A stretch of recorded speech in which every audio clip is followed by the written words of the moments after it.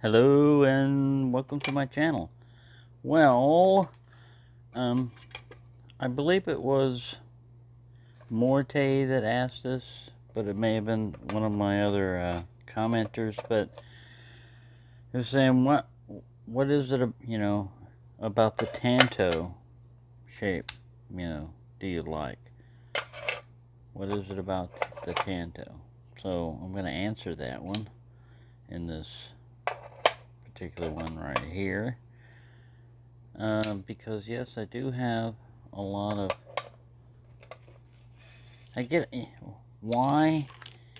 Why do you do this? Why that blade shape? Why not, clip points? Well, I like clip points. Why not drop points? Well, I like drop points. Why not Scandi? I like Scandi. The thing is, I like all kinds of knives, for all different kinds of reasons, and um, particularly the American Tanto shape, I like the best because, and we're gonna get into this. I'm just gonna deploy take them all out of their sheaths. Kaboom! Get over here, get over here. I'll sort you guys out later. Alright.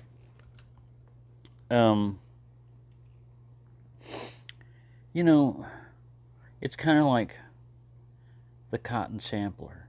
Like, what's similar between that? Well, the cotton sampler was made for a specific purpose, for sampling cotton. Now, how often do you do that? So, should we just discard and get rid of a cotton sampler? No, because even though it was made for that particular purpose, you can do other tasks with it. Now, one of the things that the Tanto is always going to have, or Tanto, is nostalgia. It's been around since, almost 1,000 years. So it's got some history to it. And it's from like Japanese samurai and stuff like that. So you have, you know, uh, that ties it into like movies and stuff. Like when I was stationed over in Korea, they had movie houses back then, but it wasn't in English. You didn't even get English subtitles and stuff. But one of the things you can understand and watch is action movies, and a lot of times they were Chinese movies that were dubbed in Chinese and Korean, and they were originally in Chinese, but they were speaking Korean. So if you didn't understand Korean, you could still understand action movies a little bit. And I usually had a translator with me. I'd ask her, like, which is the bad guy, which is the good guy, what's the basic plot, and I catch it from there, because it's an action movie. All right, so what are the advantages? Well, for me, right off, there's one: nostalgia. All right, so it doesn't matter what other people think. If you find something that you enjoy for whatever reason, if it was just nostalgia, or you just like the looks. Another one is aesthetics. It's angular, it's sharp. The main reason behind the Tanto is for piercing and thrusting. It was designed to get through shields and armor and stuff like that, and not break.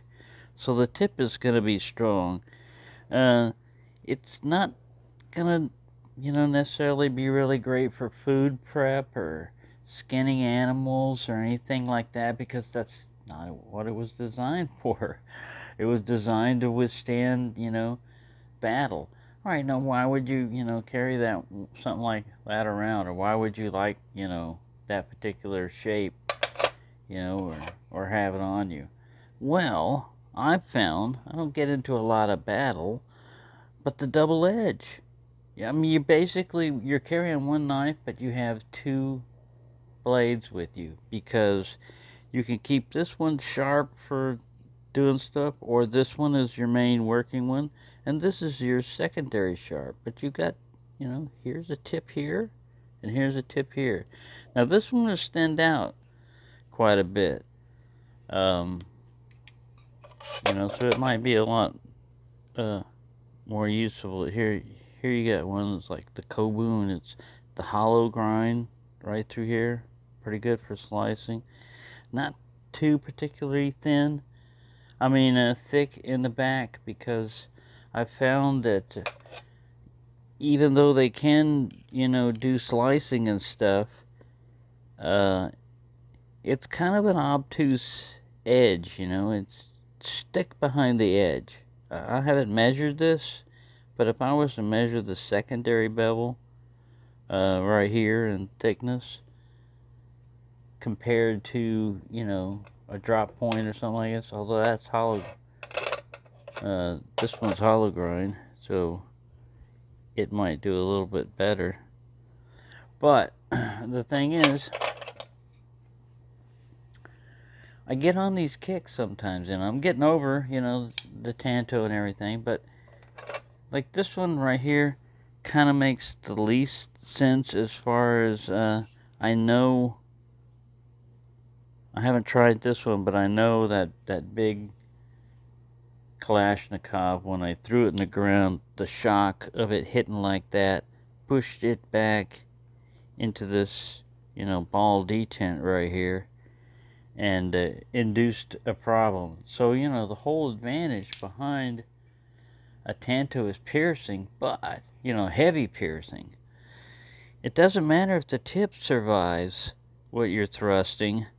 If you ruin the knife, piercing through car doors, let's say, for example, zombie apocalypse, and you had to get him off your hood, and you stabbed, and you went through your hood, and then your knife is messed up. Well, you should have gone with a fixed blade.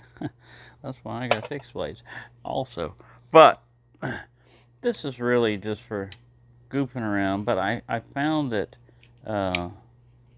I can use this as a scraper a lot of times. I can open up boxes. What do we do? A lot of times we just, and then just playing around.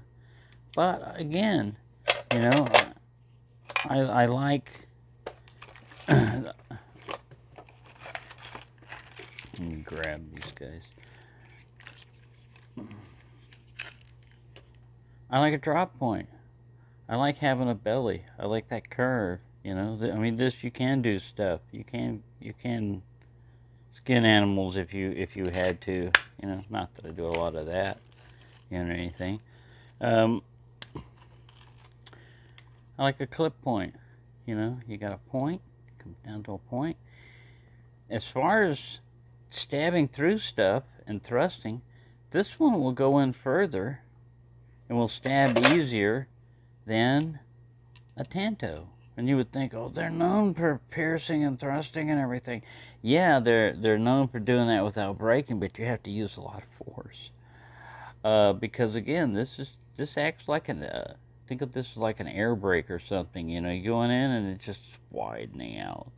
It's this guy, it's just like thin. It tapers in and everything. But I've done that, stabbed, not super hard. I'm not trying to go through the material, because that's not gonna, I'm trying to use the same amount of force, but not real hard. It's more like a poke than anything else. And I found that Bowie knives penetrate easier than Tanto shape, even though this has the reputation for all that. So what it gets down to is a lot of things are nostalgia, tradition, history. Only the samurai could have two swords and stuff, and these were, the Tanto was considered part of a, wasn't considered a knife, it was a sword, but it was a short sword, a small sword, and that's what the word derives from. But anyway, yeah, I've been over in Korea, I've been in Japan, so part of that's nostalgia for me, so why why would you like Italian knives? You know, well, maybe you were over in Italy, or you had somebody that, you know, maybe your mom was Italiano. But yeah, I just like the feel of this. I like that it has some curvature. Now this one, because I sharpened it, it has more of that curvy, slopey edge.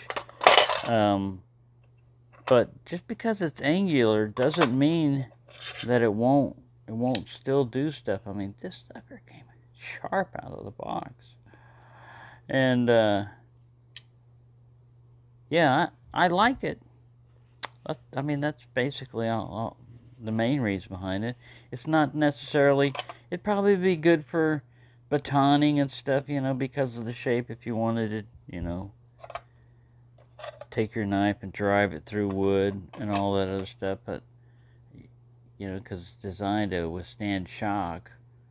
But it's more like most knives and stuff, whittling knife or whatever, you know, muskrat. You know, you gotta have a bunch of muskrats running around. They were designed for a certain reason, and if you do that certain purpose or whatever, fine. But that doesn't mean you have to. You have to be into skinning muskrats if you're carrying around a muskrat knife. You know, no. You may have found that particular thing useful for some reason. And even though these are considered self-defense combat type of knives and stuff, I feel better off with a Bowie shape. They're thinner, they're lighter, can be thinner and lighter, and they seem to cut a lot easier. Or drop point, not necessarily something super thick, like even SE5 is a little thick. It's good for, you know, if you want to stab through cars and stuff like that, if you need that, or you want to use your, that's another reason for a Tanto is if you break, I've broken tips off stuff. Originally, I think the way these came is because it was originally it was the tip of the sword, you know, and the other part of the sword broke, and rather than waste it and everything else, the guy who made the sword or whatever said, hey, you know, it's still good steel and everything else, let's just put a hilt on it. Boom. Now see, this one I think is much better if you're going to carry one around as self-defense than the Master Tanto, because I like that you got the skull crusher. This feels better in hand, it's thicker and everything else, but really you don't have to worry about another blade up here when you know, jab and everything. And the same thing you can do on protect your hand on a thrust with this. Is it's basically where your finger is at, but with this other one that I've got, you can position, well, let's say here's a small one like a Civivi. If you're going to do a thrust with this, you can put it in the palm of your hand here. So, no matter what, your hand shouldn't slide up onto the blade. If you're holding here, yeah, your finger's going to act in a, you know, as a depth limiter and everything else, but you might have a good chance of your hand jabbing up. So if I was actually going to be doing that, I'd hold more back here to help this flipper tab hold with it, and do something like that. But like I said, I'm mainly using this because boxes and stuff like that, you want to cut and open. Really, it's not really combat, maybe combat in your head. Japanese anime, you know, just whatever you look at and you get nostalgic with. I think that's with a lot of Bowie knives and stuff, you know, how many people are doing, because it's popular, because of the history, because of the tradition. That's all you need. It's not. Are you skinning a lot of animals with it? Are you out in the frontier doing a lot of pioneer stuff? Probably not. But that doesn't mean that you can't get enjoyment out of a knife because of its shape. You know, a lot of times when we buy a knife, it's just for looks. You know, man, no matter how much you want to admit it or not, but you already have another knife that can do whatever you want in the cut, but you're doing it because of you like the way it looks, you know, or and that triggers, like, I think for me it triggers, you want to research. If you look at one and you go, wow, why does that guy like that so much? I'm not trying to get everybody to enjoy Tantos or Tantos, you know. I mean, there's so many, like I said, different blade shapes and different varieties and choices out there that not everything's gonna ring your bell. You know, I mean, you're gonna look at a knife and you're gonna go, I don't like that at all. You know, it may be the price it's throwing you off, or it may just be the design. You just don't like it. You know, that's fine. There's nothing wrong with that. But me, I don't like to. I don't like to limit myself.